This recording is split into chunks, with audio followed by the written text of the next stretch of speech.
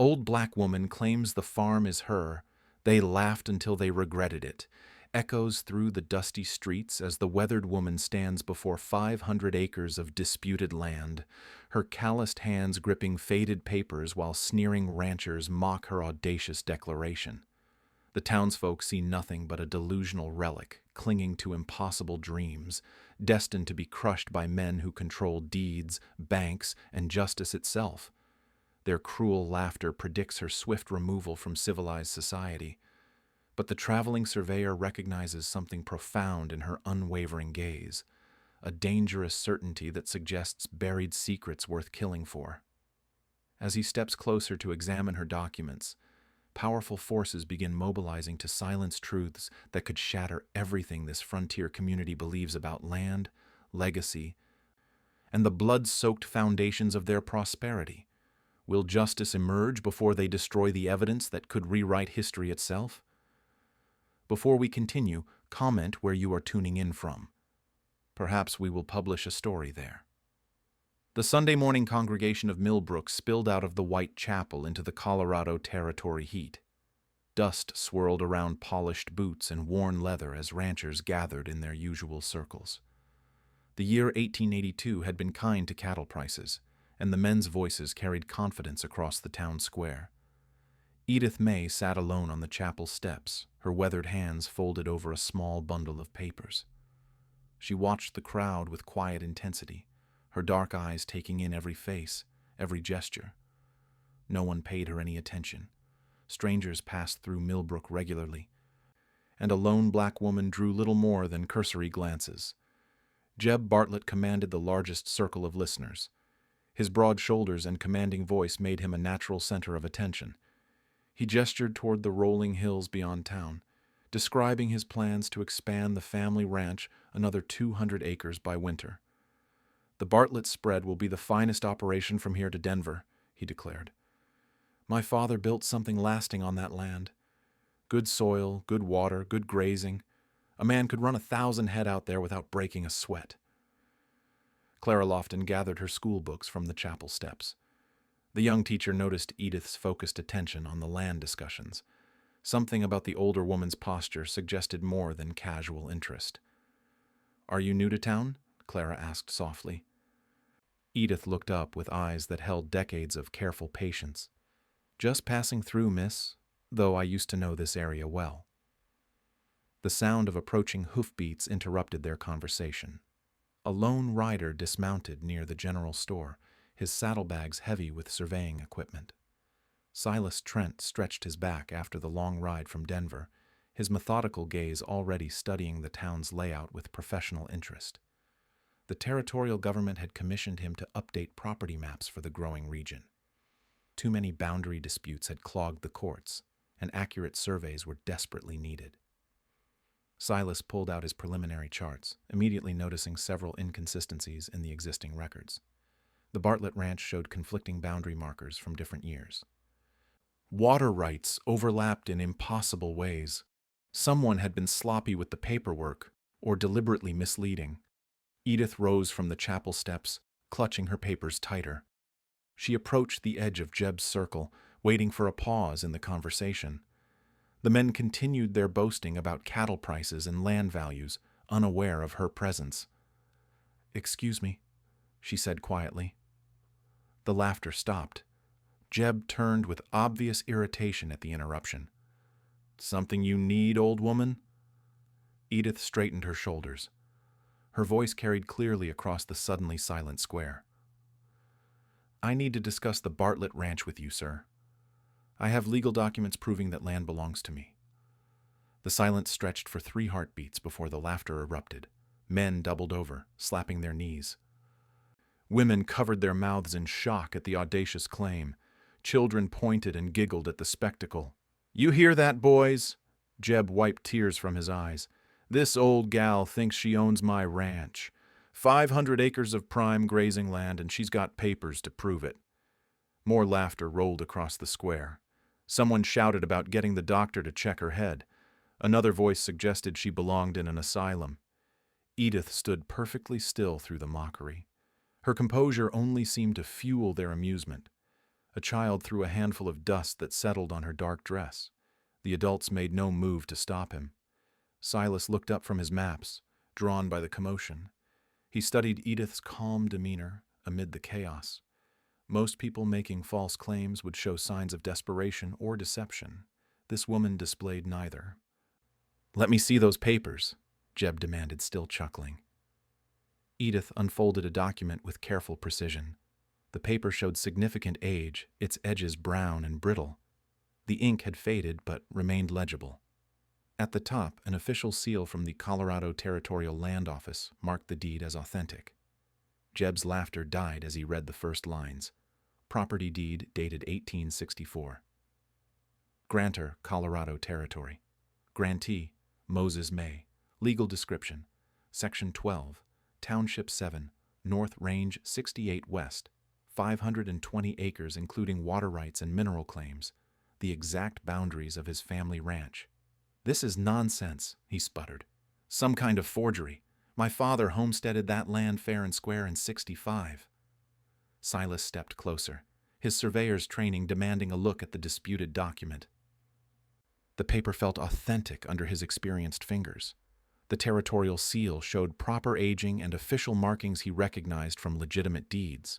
More troubling, the legal description matched his preliminary survey notes perfectly.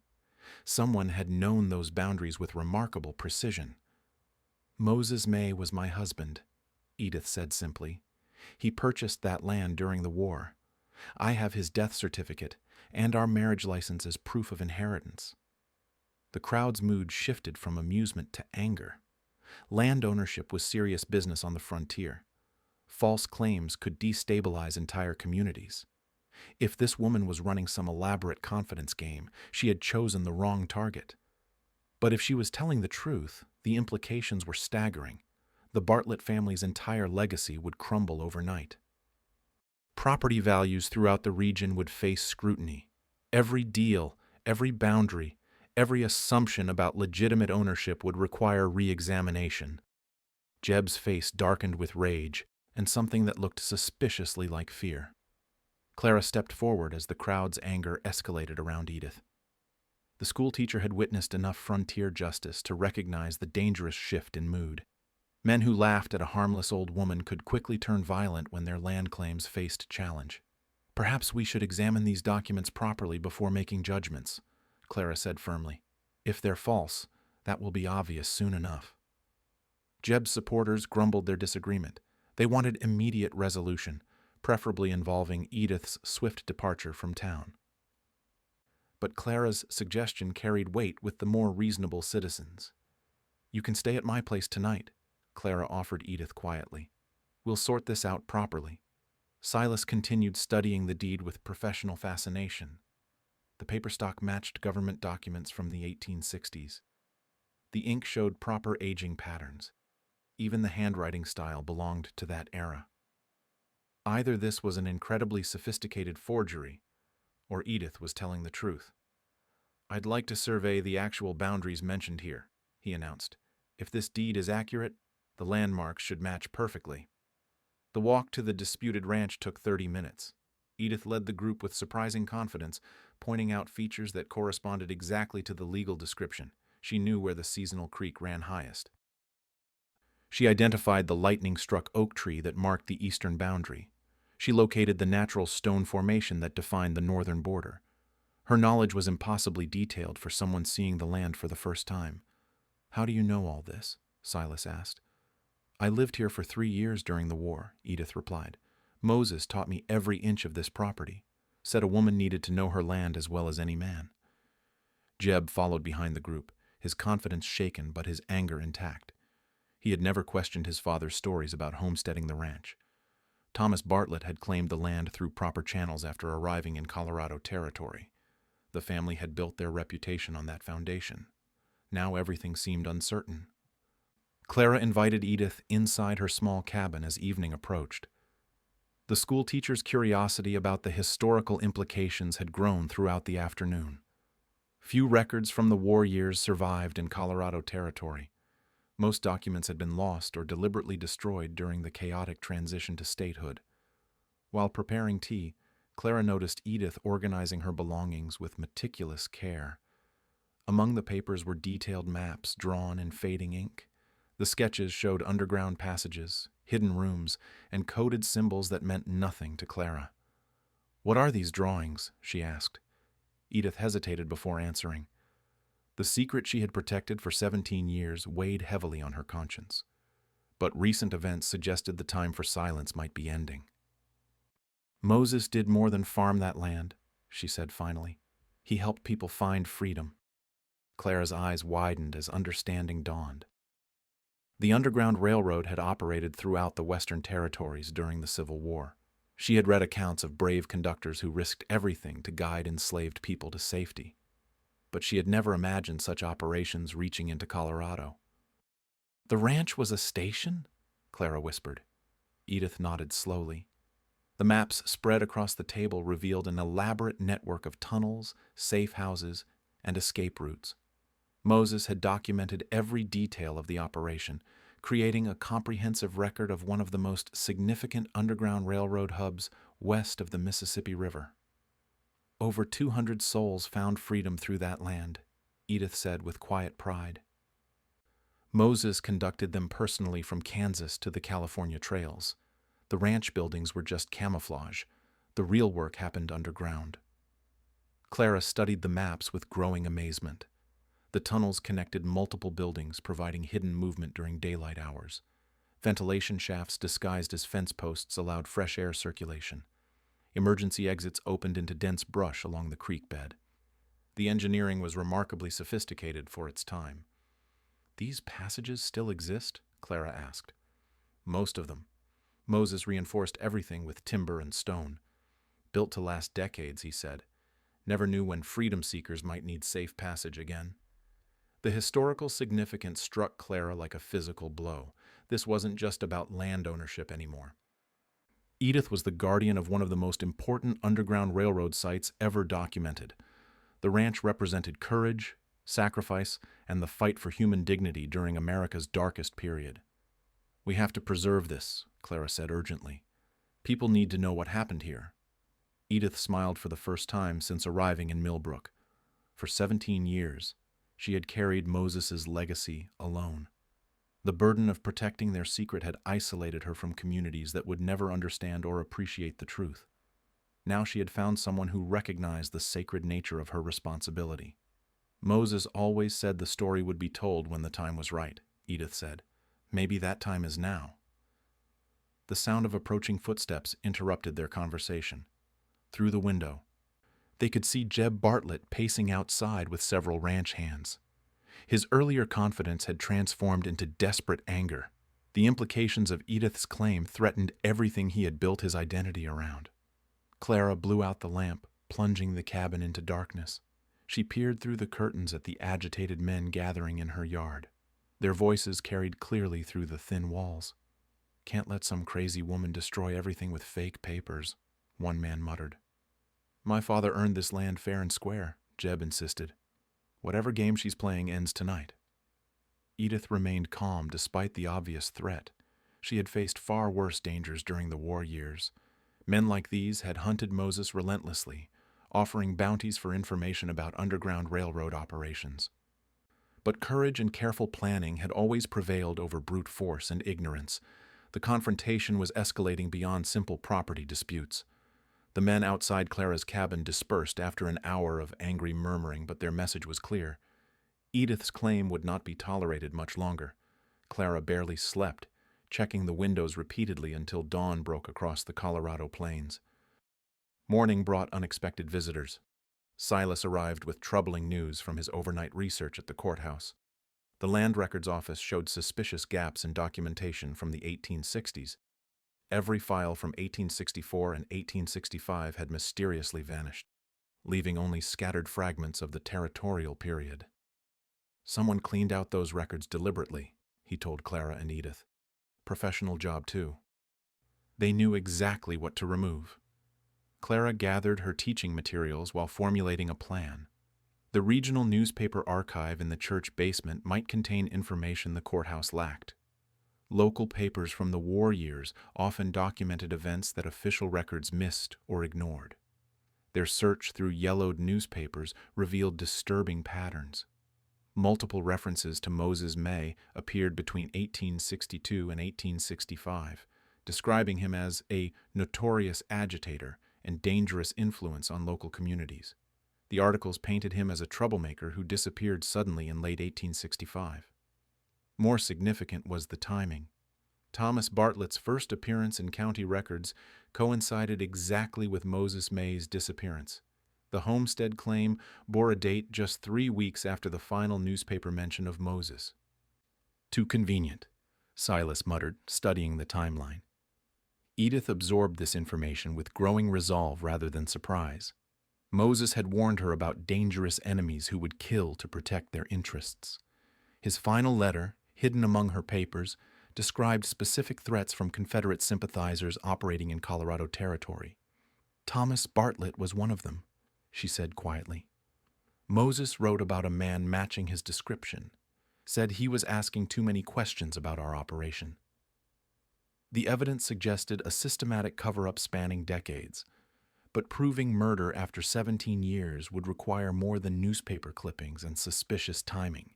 They needed Moses's own testimony, preserved in the one place Thomas Bartlett could never reach: the underground chambers. Edith led Clara and Silas to the ranch under cover of pre-dawn darkness. Jeb's men had posted guards around the main buildings, but they focused on obvious approaches. The hidden entrance Moses had carved into the creek bank remained undetected and unguarded. The tunnel entrance was masterfully concealed behind fallen logs and overgrown brush. Without Edith's guidance, they would have walked past it repeatedly. The passage descended steeply through solid earth, reinforced with timber supports that showed Moses's engineering skills. Clara's lantern illuminated carved symbols along the tunnel walls. Stars pointed toward safe directions. Coded messages warned of dangers ahead. The Underground Railroad's secret language had been preserved perfectly in the dry Colorado soil. The main passage branched into multiple chambers, each serving specific purposes. One room contained sleeping pallets and water barrels for exhausted travelers. Another held medical supplies and clothing for those who arrived injured or poorly equipped. A third chamber served as Moses's command center, complete with detailed maps of escape routes across 3 states. But the final room held treasures beyond imagination. Moses had documented everything. Letters from grateful families who reached freedom through his network filled wooden crates. Detailed journals recorded every person he helped, every successful escape, every close call with bounty hunters. Maps showed connections to Underground Railroad operations from Kansas to California. Most importantly, his final entries described the growing threats from local Confederate sympathizers. Thomas Bartlett featured prominently in these warnings, identified as a Confederate deserter who had assumed a false identity to avoid prosecution. "Listen to this," Clara read from Moses's journal by lantern light. "Thomas Bartlett is not his real name. Confederate records show he deserted from Georgia Regiment in 1863. Real Thomas Bartlett died at Gettysburg. This man stole a dead soldier's identity and papers." Silas studied the accompanying documents with professional fascination. Moses had somehow obtained Confederate service records, desertion notices, and death certificates proving the identity theft. The evidence was methodically organized and thoroughly documented. Moses was building a legal case, Silas realized. He knew someone would eventually need to prove the truth. The journal's final entries grew increasingly urgent. Moses described direct confrontations with the false Thomas Bartlett, who had learned about the Underground Railroad operation and demanded information about escape routes. The last entry, dated 3 days before Moses's disappearance, mentioned a planned meeting that he feared might be a trap. "I go tonight to face Thomas Bartlett one final time," Moses had written. "If something happens to me, Edith knows where to find this evidence. The truth must survive even if I do not." Edith touched the journal pages with reverent fingers. For 17 years, she had wondered about Moses's final days. Now his own words confirmed her worst fears while providing the evidence needed for justice. The sound of footsteps in the tunnel above froze them all. Someone had discovered the entrance and was descending toward their location. The approaching footsteps moved carefully but purposefully, suggesting familiarity with the passage layout. Clara extinguished the lantern, plunging them into complete darkness. The footsteps continued downward, accompanied by the scraping sound of someone dragging heavy objects. Multiple voices whispered urgently about blocking exits and preventing escape. Jeb had found them. But Moses's engineering included contingencies for exactly this situation. Emergency passages connected every chamber, allowing movement between rooms without using the main tunnel. Edith had memorized these routes during the war years, practicing until she could navigate them blindfolded. The question was whether they could gather the crucial evidence and escape before Jeb's men sealed every exit. Edith pressed her hand against the chamber wall, locating the hidden lever Moses had carved into the wooden support beam. The emergency passage opened silently, revealing a narrow tunnel that connected to the creekside exit. She gathered the most crucial documents while Clara and Silas followed her lead in the darkness. The voices above grew louder as Jeb's men discovered the main chambers. Their lantern light flickered through the passages, casting dancing shadows on the tunnel walls. But the emergency route remained hidden, allowing the three investigators to slip away undetected. They emerged near the creek bank as sunrise painted the Colorado hills gold and crimson. The ranch building stood silhouetted against the morning sky, with armed guards posted at every visible entrance. Jeb had committed significant resources to preventing any further exploration of his property. Back in town, word of the underground discoveries spread rapidly despite attempts at secrecy. Clara's reputation as the schoolteacher lent credibility to reports about historical tunnels and documented evidence. Curious residents began asking questions about events from the war years that their parents had never discussed. The community divided along predictable lines. Older residents who had known Thomas Bartlett personally defended his character and legitimacy. Newer arrivals showed more interest in historical accuracy than protecting established reputations. The younger generation found themselves fascinated by stories of Underground Railroad heroism in their own backyard. Silas established temporary headquarters in the hotel, spreading his surveying equipment across 2 tables. His professional analysis of the documents revealed layers of deception that extended far beyond simple land fraud. The scope of the cover-up suggested coordination between multiple parties over many years. His examination of Thomas Bartlett's original homestead papers revealed subtle inconsistencies that earlier officials had missed or ignored. The handwriting varied between documents supposedly written on the same day. Paper stock came from different mills in different years. Even the ink composition changed between signatures on related forms. Someone was manufacturing evidence over time, Silas explained to a growing audience of townspeople, creating a false history piece by piece. Clara organized community meetings to discuss the historical implications of their discoveries. The church basement became an impromptu research center where residents shared family stories and personal memories from the territorial period. Several elderly citizens remembered strange activities around the Bartlett Ranch during the war years, but had never understood their significance. One woman recalled her father mentioning unusual traffic on the creek road at night. Another remembered hearing singing from the Bartlett property during times when the family was supposedly away.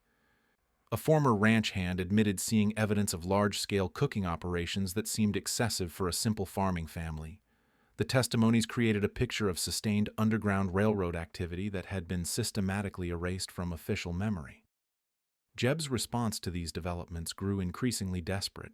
He hired additional guards to patrol the ranch perimeter and prevent further exploration of the tunnel system. Local business owners received visits from his supporters, encouraging them to end their association with Edith's cause through economic pressure.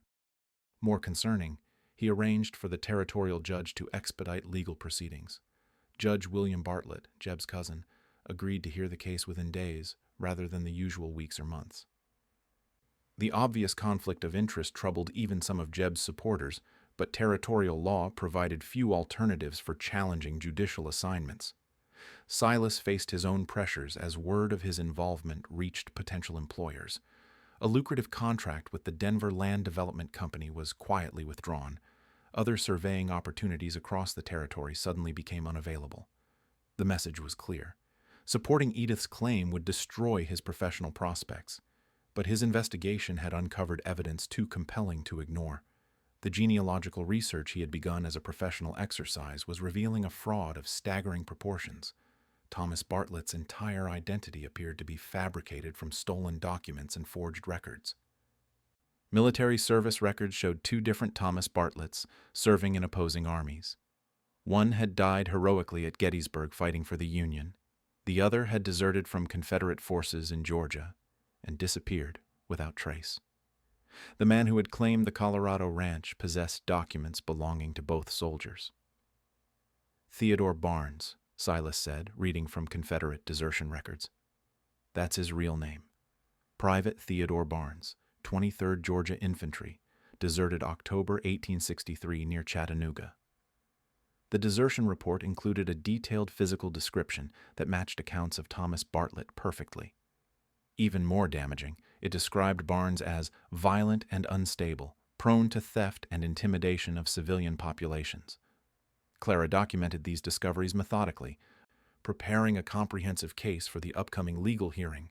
Her teaching background proved invaluable for organizing complex information into persuasive arguments. She created timelines, compared handwriting samples, and compiled witness testimonies into a coherent narrative. But their most powerful evidence remained trapped in the sealed tunnel system. Moses's complete journals contained details that could definitively prove the murder and land theft. Without access to those documents, they would rely primarily on circumstantial evidence and suspicious coincidences. Edith spent her days quietly visiting community members who had lived in the area during the war years. Her patient questioning uncovered memories that residents had never connected to larger historical events. A pattern emerged of fear and silence surrounding Thomas Bartlett's activities in the mid-1860s. Several people remembered Moses May as a helpful neighbor who had mysteriously vanished. Others recalled Thomas Bartlett's sudden appearance with claims about purchasing established ranch operations. The timeline of events suggested a carefully orchestrated replacement of one man by another. As the legal hearing approached, the stakes continued escalating beyond simple property disputes. Edith's case threatened to expose decades of covered-up violence and fraud. Success would vindicate her claims and preserve Moses's legacy. Failure would likely result in permanent exile from Colorado Territory and the destruction of irreplaceable historical evidence. The community prepared for a confrontation that would determine not just land ownership, but the truth about their shared past. The night before the hearing, Silas made a discovery that changed everything. While examining Theodore Barnes's Confederate desertion papers under magnification, he noticed something that had escaped earlier attention. The deserter's physical description included a distinctive scar across the left palm from a childhood accident.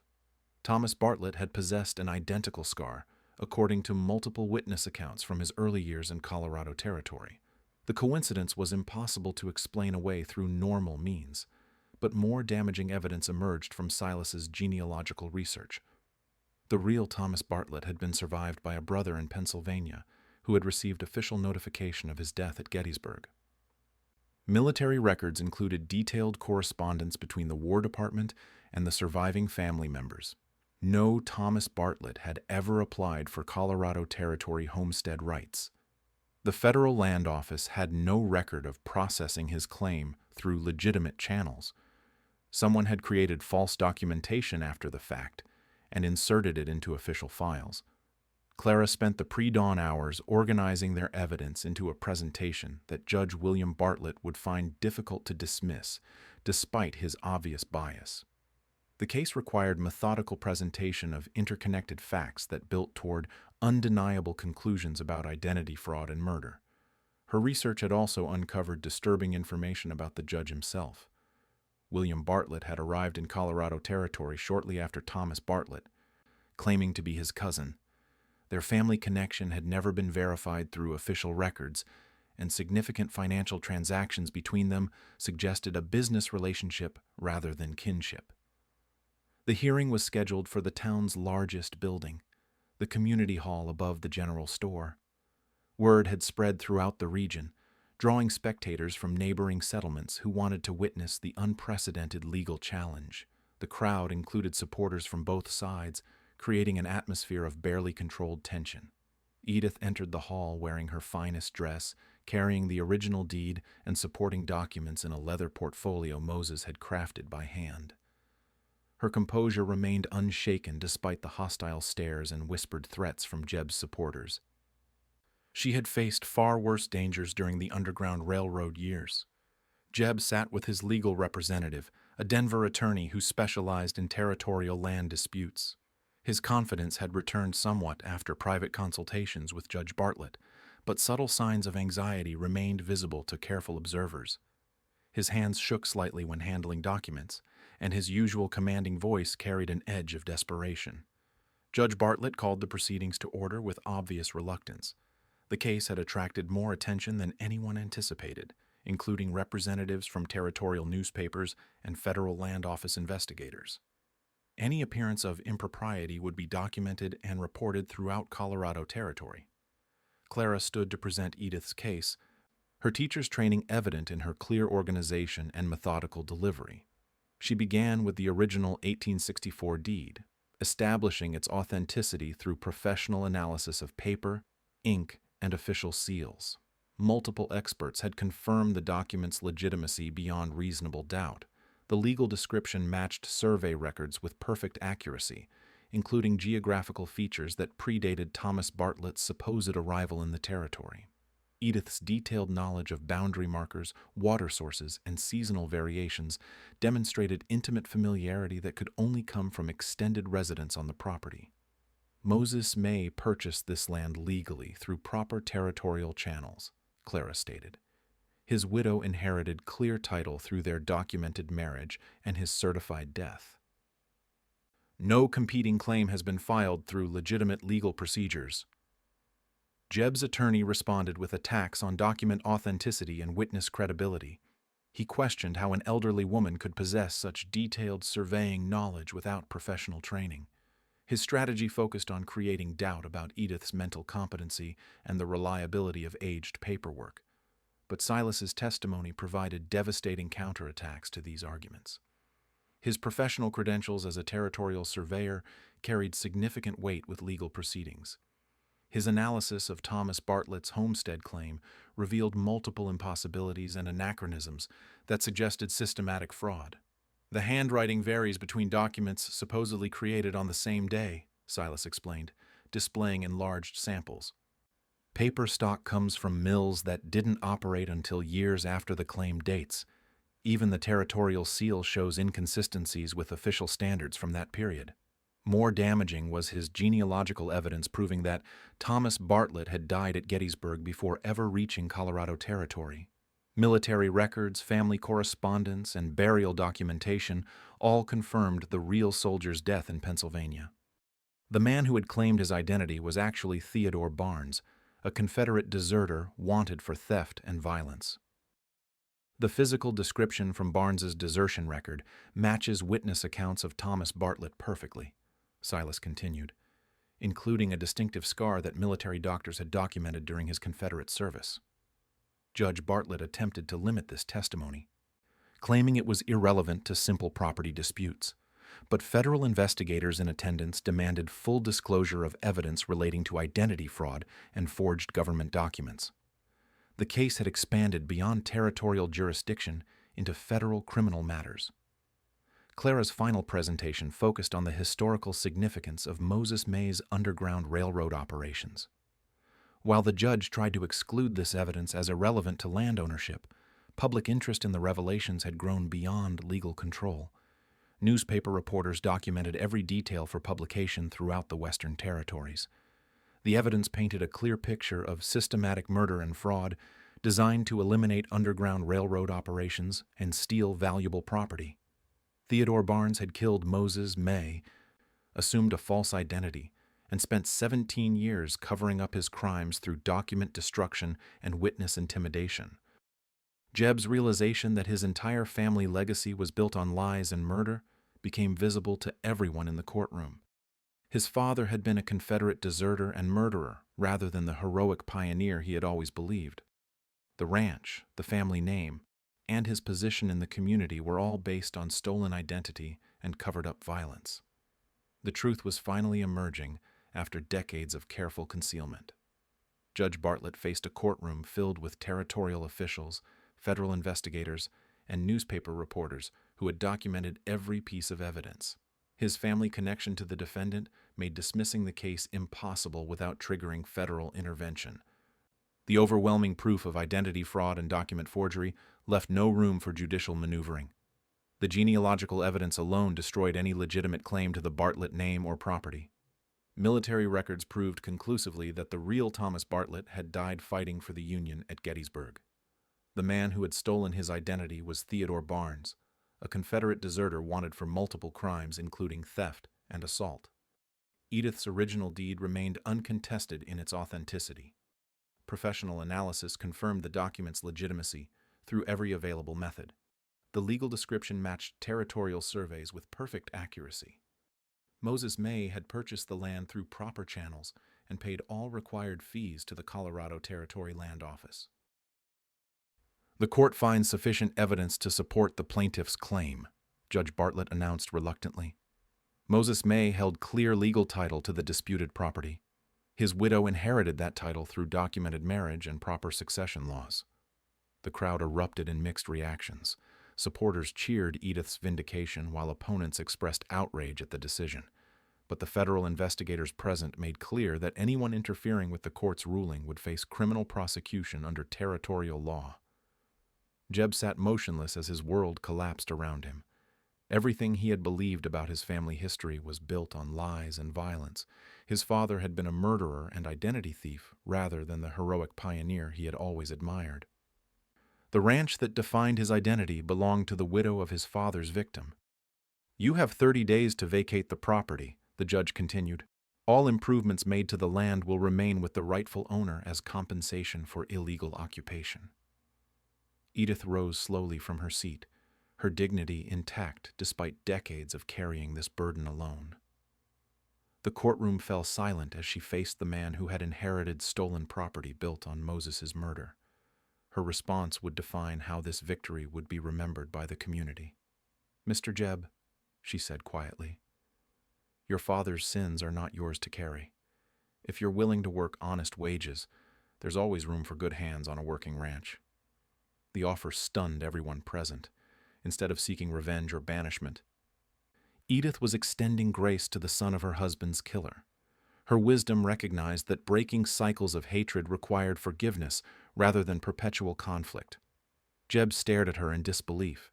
He had expected triumph and vindictive satisfaction from someone who had endured 17 years of exile and mockery. Instead, he found compassion from a woman who understood that justice included opportunities for redemption. Clara immediately began organizing efforts to preserve the Underground Railroad site as a historical monument. The tunnels and chambers represented one of the most complete examples of Western Freedom Network operations ever discovered. Moses's documentation provided invaluable insights into how courage and planning had saved hundreds of lives. Federal historians arrived within weeks to catalog the evidence and interview Edith about her memories of the Underground Railroad years. Her detailed knowledge helped reconstruct escape routes and safe house operations across 3 states. The information filled crucial gaps in Civil War historical records. Silas accepted Edith's offer to become the official surveyor and historian for what would become the Moses May Underground Railroad historical site. His professional credentials and involvement in exposing the fraud made him an ideal choice for managing the technical aspects of historical preservation. The tunnel system required extensive restoration work to make it safe for public tours. Silas supervised the engineering while Clara developed educational programs that would help visitors understand the courage required for Underground Railroad operations. Their collaboration turned the site into a compelling destination for learning about Western Civil War history. Newspaper coverage of the case spread throughout the Western territories and eastern states. Edith's story resonated with readers who admired her patience, dignity, and ultimate triumph over injustice. The Moses Mai site became a symbol of how hidden histories could be recovered and honored despite systematic attempts at erasure. Jeb surprised everyone by accepting Edith's employment offer. Working alongside the woman his father had wronged became his path toward understanding and redemption. He learned about Moses's character through Edith's memories and began comprehending the magnitude of his family's crimes against human dignity. The community slowly transformed its understanding of local history. Residents who had dismissed Edith as a delusional old woman now sought her knowledge about the Underground Railroad years. Her patient explanations helped them appreciate the courage of people who had risked everything to help strangers find freedom. 6 months after the hearing, The Moses May Underground Railroad historical site opened to its first official visitors. The restored tunnels showcased the engineering brilliance that had kept freedom seekers safe during their dangerous journey west. Educational displays explained how the network had connected Kansas operations to California destinations. Edith stood in the same location where townspeople had once laughed at her claims, now surrounded by respectful visitors eager to learn about Moses's legacy. School groups, historical societies, and government officials made pilgrimages to understand how ordinary people had accomplished extraordinary acts of courage. Her guided tours brought Moses's story to life through personal memories and documented evidence. Visitors left with deeper appreciation for the sacrifices made by Underground Railroad conductors and the people they helped escape bondage. The site became a powerful reminder that heroism often comes from unexpected sources. The ranch flourished under Edith's management, combining historical preservation with sustainable farming practices. The property generated income through educational tours while maintaining working operations that honored Moses's agricultural vision. His dream of the land serving freedom and dignity had finally been fulfilled. Clara established a research library on the property, collecting documents and testimonies about Underground Railroad operations throughout the Western Territories. Scholars traveled from universities across the nation to study the comprehensive archives that Moses had created and Edith had preserved through decades of patient guardianship. Justice had prevailed through truth, dignity, and the power of historical evidence carefully preserved by love and determination.